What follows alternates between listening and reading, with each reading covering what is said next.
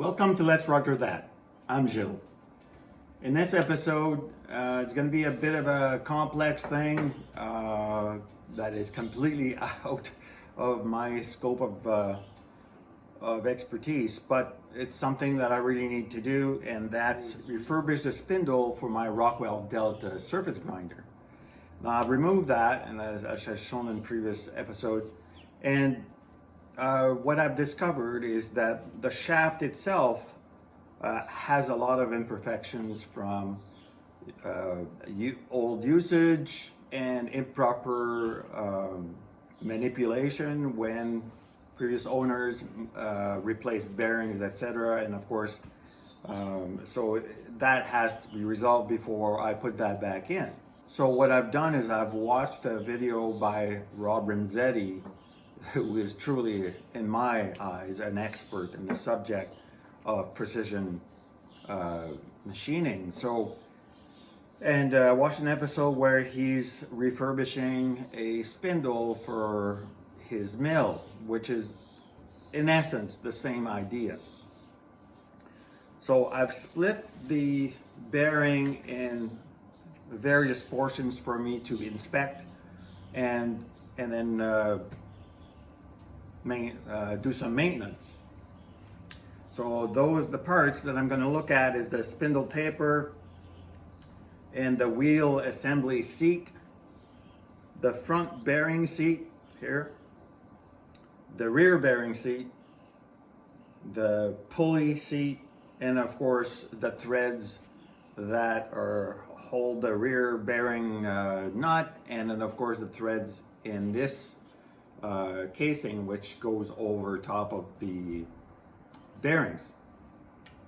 So there's going to be a fair bit of finicky work involved. There's a lot of imperfections to take care of, and so I'm going to have to put this in between centers and take precision stones and then very slowly take care of the imperfections, and in the end I'm going to have to check whether or not this is turning true or not. So, you know, a little bit of a finicky work. Got to make sure everything is centered. So that's where I'm going with this. So let's go for it. One of the first thing I decided to do is I wanted to put this between centers because there's holes at both ends, and you can't just trust that the holes are perfectly lined up. And as it turns out, I don't believe they are. Now I've measured from here to here with a 5/10 indicator, or test indicator, and there's like a not quite 5/10 in difference out here. So I think my setup between my tailstock and the spindle is okay. But when I spin, say where this bearing seat is here and here, it's not turning. You know, there's quite a bit of a difference. I mean, we're talking like 3 to 5 thousandths. So I can't depend on spinning my lathe spindle in order to stone these surfaces. That's kind of too bad, because that would have been a lot faster and nicer, but what I'm going to do instead is simply turn it by hand and just very slowly and delicately stone these surfaces. I've already cleaned them up best I could with some acetone. So now, you know, that's what I'm going to do. I'm just going to get the burrs off, because there are burrs all over this place. In fact, I'm going to zoom you in to look at some of them. We'll just start at the spindle end where the wheel goes on. This is the taper here, and you know, there's some very slight damage here, so that should be okay just to stone that. But here, this is the bearing seat for the two bearings that go here, the 6205s. Actually, let me turn you a touch here. And if you look at this here, clearly somebody wasn't all that careful. So this is gouged. and there's actually some surface damage here at the edge. So that needs to be squared up. This here, very light stoning. Like here I can feel some elevated ridges. And of course, if you put a bearing on that, how could it be bounced? So that needs to be stoned in order to remove any such burrs, so that when the bearings go on, you know, with any kind of luck, it'll turn a little more true. Now, if we turn and go look at the rest, let's skip this large part because there's no actual mechanical function.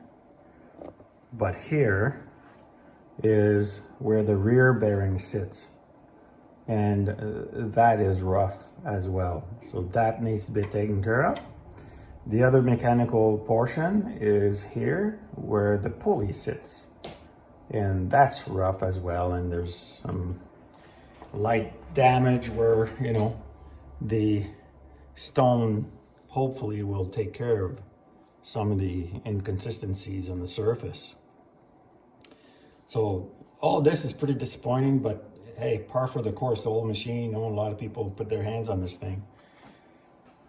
So I'll just back up a touch here.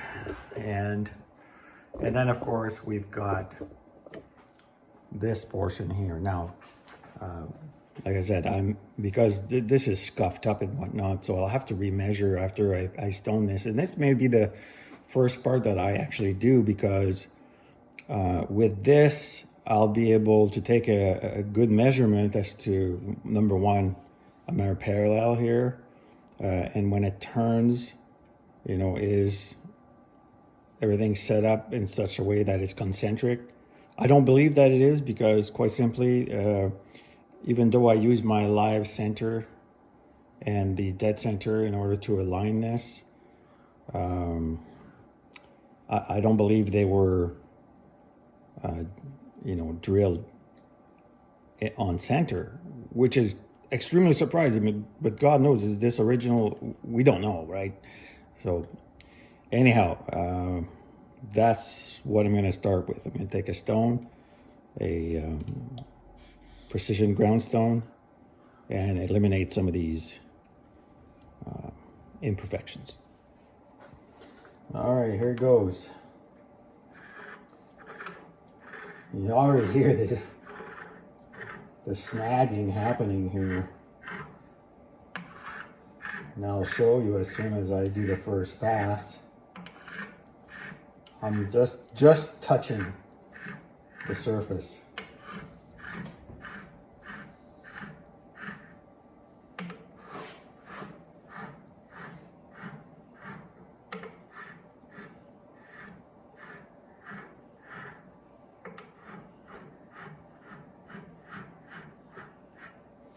Already made a difference. I'm gonna ground my stone with the other one. That's how you do it.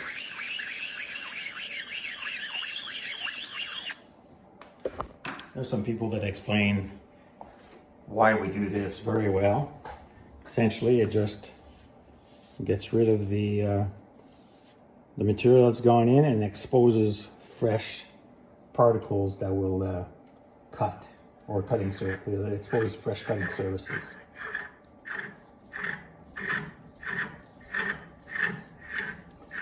Now I'm trying to spin a little bit faster. I got the big stuff off.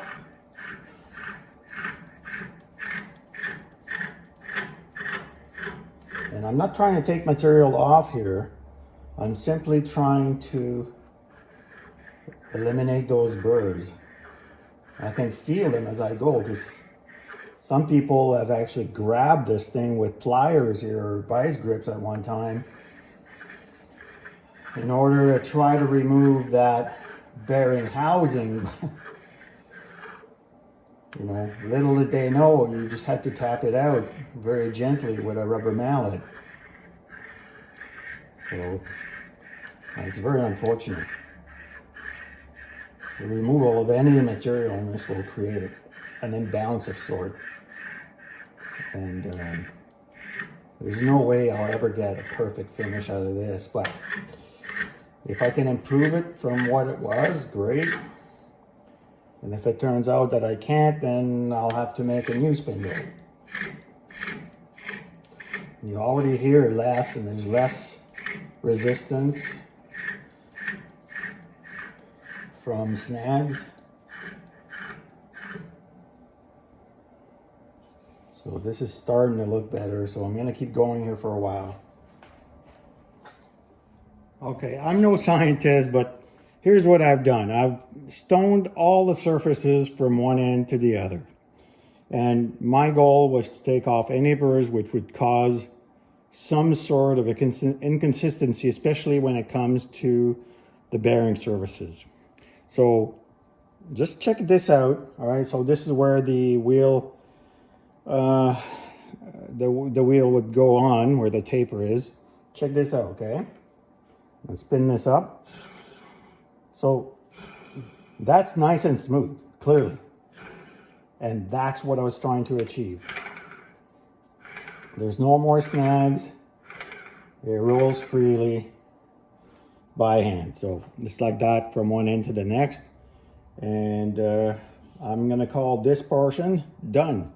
I guess one thing I should note before I move from this is that I try to measure. There's no amount of measuring which will give me any sort of satisfaction or peace of mind at this point, simply because the one end and the other, I don't believe, are concentric at this point or anymore, whether they've ever have been. So I'm gonna go from there.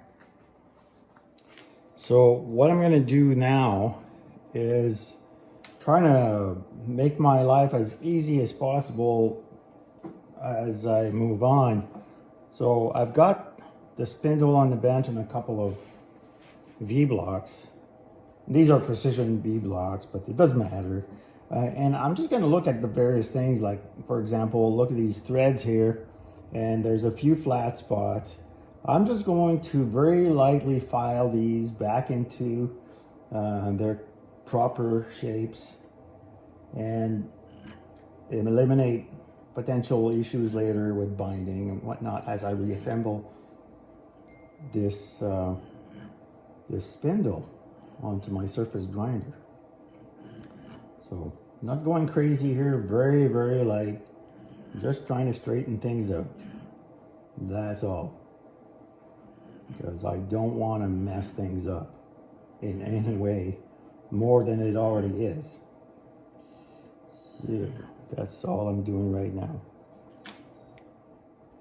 Okay, so what I did here is I used some industrial degreaser, degreased this and the nut as well. And these are very fine threads, so you know, it doesn't take a whole lot to prevent things from going in nicely. Something else that I had noticed is that there were burrs, sorry, around this side here, and any, you know, uneven pushing against a washer which goes against the bearing could cause problems. And Robin Renzetti explained very carefully that uneven pressure will actually cause a spindle to bend to a point. Well, that's not a good thing. So I'm trying to prevent things from occurring later on by, you know, deburring now. So let's see if that goes on nicely. See, that's very nice. So that'll be good fit. Now I'm gonna have a look at the this item here. You know, that is where the bearings, you know, this goes on. This is a sleeve that goes over the spindle, and the bearings end up inside this sleeve. So I just want to make sure that there's no issues with the thread. This gets pressed into the housing. I want this to be stoned so that there's no burrs affecting it at all. So I want to keep things as concentric as possible. This is where the lock nut pushes against.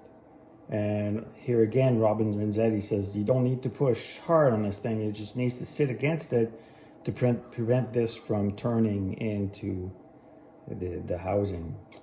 So just gonna clean this up now. All right, so now I'm back to the surface plate after stoning all of the surfaces, and then, you know, cleaning it all up with a degreaser a couple of times, wiped very cleanly.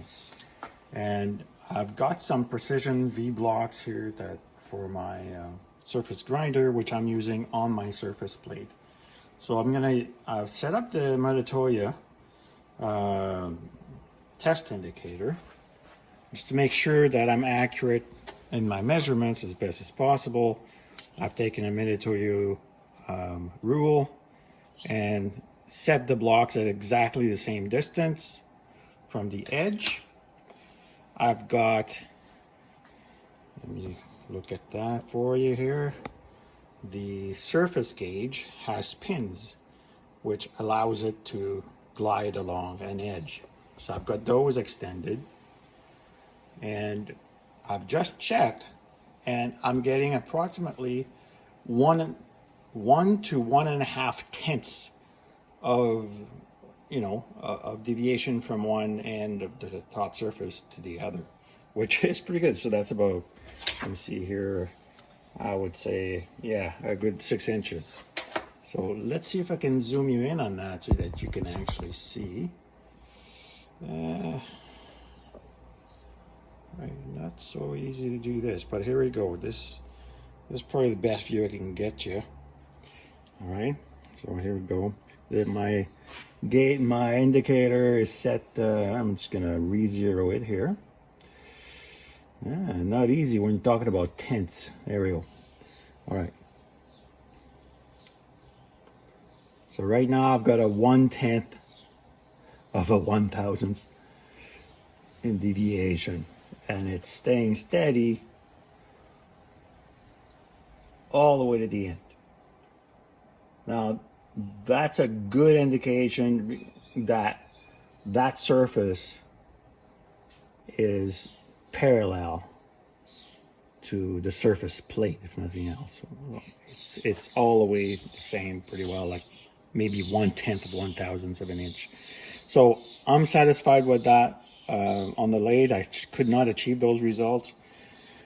So I was a little frustrated. So now what I'm going to do is I'm going to perform the same tests at the bearing seats, which are located here and here, and see how things are at. And then I'll turn the spindle a few times and do the same test at different locations just to see how things are at. So that's what I'm going to do now, and if that's turning out to be great, then that's awesome. I could probably proceed to install my bearings. But there was quite a bit of work done, with the stones, the precision stones, to eliminate all of the nicks and burrs that were sticking up everywhere along these surfaces, and also that casing I showed you earlier. That was nasty. So that's all cleaned up, and now I'm just gonna do a few more tests to satisfy myself. Okay, I've checked this surface of this spindle for parallelism this way. Made sure that I was perfectly centered, and over the whole thing I have 1/10 of 1,000th or less in difference. I've also checked for concentricity, and I've got the same results, either 1/10 or less of difference in concentricity. So if I continue down this road this way and I continue applying good practices, I'm hoping to get better results for grinding, you know, because it all depends on concentricity. So that's the deal at this point. So now I think I need to go back to the surface grinder, dismantle the back plate where the pulleys are, remove the bearing from the back, check those surfaces, and after that it'll be nearly time to press some bearings in. So that's what I'm going to do next. All right, so there's that cover here, and that just comes off. I mean, you could take the pulley off, but there's no need. So you just take, there's these two bolts, they're 1/2 inch socket, one here, and just drop it that way. So now what we're seeing is a retainer of sort for this bearing. So we're going to take flat screwdrivers, remove these 3 screws. See you in a minute.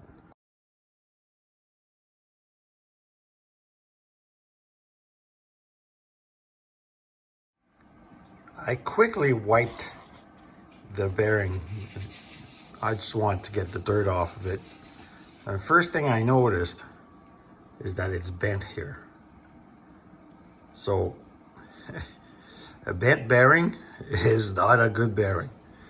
So somebody just, you know, probably hammered that. Somebody probably just hammered that thing in, and no wonder I had problems. All right, moving on. Well, I hate to disappoint anyone, but I put that bar in the in here, and I just barely touched that bearing, and it fell right out. In fact, it went shooting across the room. So not a huge deal. And so what I did is I took some degreaser, cleaned that up, made sure everything was, the surface was nice and flat, and re-cleaned all this stuff a couple of times just to be sure. So now I'm gonna put a very light coat of silicone to slide in that bearing, and I think it's just gonna be pushed in by finger pressure. That's it. We'll see what happens. Okay, so I guess I pressed the wrong button, and I thought I was recording, but I wasn't. But essentially, I took this bearing and just pressed it with my hand, and it went. So that was a really easy job, honestly. No problem there. So time to rebuild this part. All right, time to put that retainer ring in there, though it was like this. Okay, so those taper screws, them here. Now there's a gap in there, which I'm not overly comfortable with, but hey, if that's the design, that's the design. But still, I was actually considering making a spacer, but it's probably not necessary. The bearing is sitting in there nice and tight.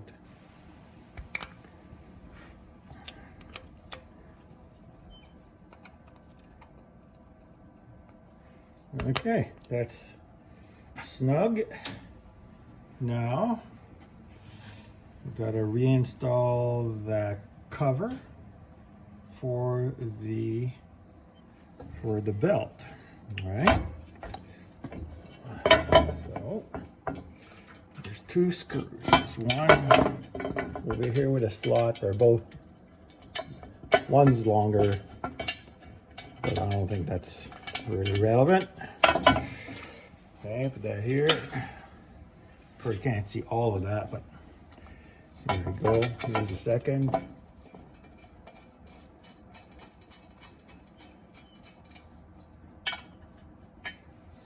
All right, tighten that up. There's no rocket science involved in this puppy, which is nice, because I'm not very good at rocket science. Never done that. Okay. All right, that's that. Now move on to the rest. All right, it's time to make a tool to press those bearings onto that shaft. Need something that's 4 inches long to give us enough space, enough to clear this diameter, but to make sure we press on this inner disc. So I've got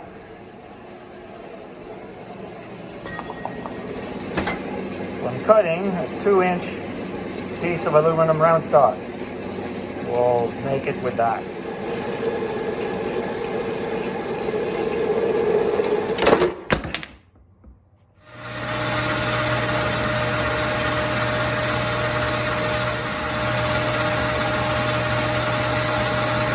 I'm boring this thing, and this is going to be the last one. The last bit I'm using, it's 1-inch bit. And this is aluminum, so we're using a little bit of WD-40 to lubricate. Because we're boring 4 inches, there's going to be a couple of steps.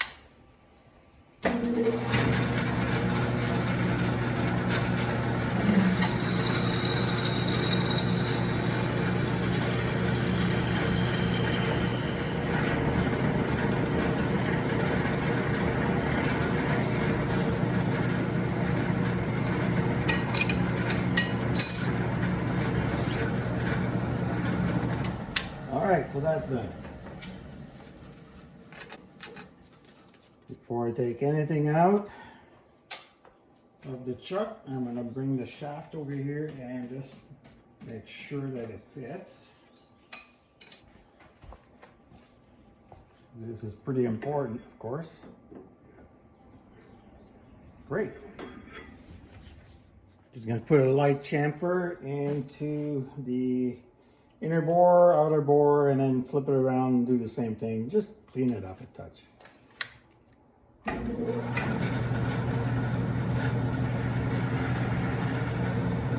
Go.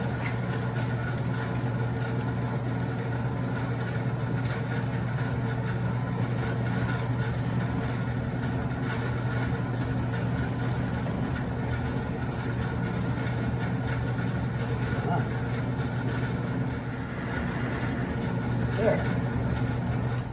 That's all there is to that. There's no point cleaning in the outside. We know what it's for. It'll be used once. All right, the moment of truth. This is where we started putting bearings on the spindle. I've got my adapter down here. My plan is to square this up. Like that. It slid on its own. Unbelievable. Well, I guess I didn't need a press. That's funny. Okay, let's try the second bearing. Okay, yeah. Second bearing. Will it go on the same way? Yep, just like that. Unbelievable. Unbelievable. I'm stunned. I'm floored. Well, I've got a nice die to press whatever the heck I'm going to press in the future. All right. I've put this cup in there with the bearing inside, and it just slipped on. Okay. Honestly, it was that simple. So what I'm going to do now is spray some lithium grease on here just to protect from rust. All the bearings here are sealed. There's no need to put oil on these puppies at all. In fact, it would degrade the grease that's inside the bearings. So that's, you know, perhaps open bearings would have been fine. Maybe in the 50s when this machine was made, perhaps that's the way things were. But now there's simply no need for it, right? So let's put some of this stuff on.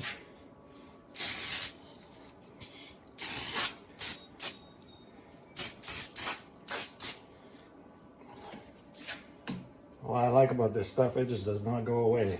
So this shaft's going to be nicely protected. There we go. Spray some of this stuff on, and it'll go on pretty easy now, I think. So here we go. Put that in here like that. Got it lined up to go into the other bearing. think it's on now, but I'm gonna go check to be sure. Yeah, it's in. Now, it should slip on when it gets there. So, last time I used a rubber mallet. I'm going to do the exact same thing this time. It should be easy enough. So, we'll be real gentle.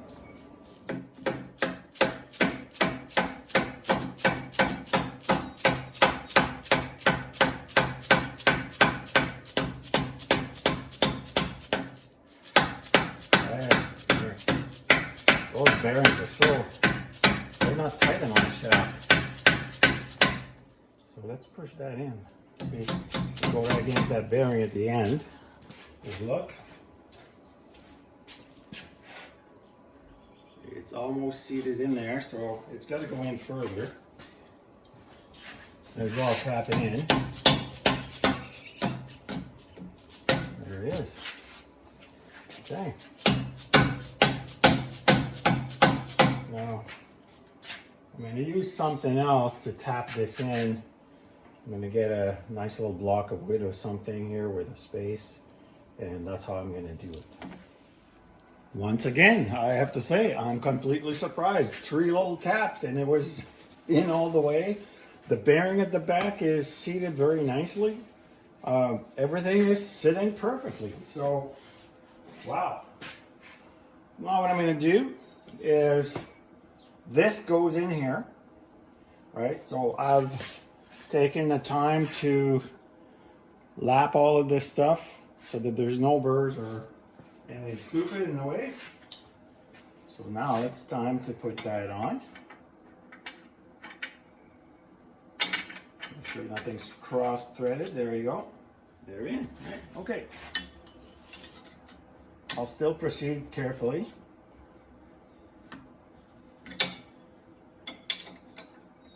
Just make sure I don't mess anything up, because this is not the time to screw up. So close to the end. Almost there. And that's it. We're right at the end. There's no need to go nuts here. Everything still turns nicely. Good. Excellent. So now what I'm going to do is put on the nut at the back and that keyed washer. That's what's next. I started the machine. Everything's put together. Started the machine. It's extremely quiet compared to what it was. Did a vibration test. Not a whole lot of change, but one thing I can tell you is that there is zero heat buildup here. None. Whereas before, by now, it would already be warm. So I'm going to let it go for another 10 minutes. And usually after 5 minutes, it would be so hot I couldn't leave my hand on that casing. So see what happens in 5-10 minutes. It's now been 10 minutes. And when I put my hand here, it is not even lukewarm yet. Honestly, those bearings were completely shot. There's no doubt in my mind now. Back here, same idea, or same results. So I'm very pleased. Of course, the proof will be in the pudding, but now I have to wait until Friday, so another 3 days before I receive the wheel assembly with the balancing system from Sepco.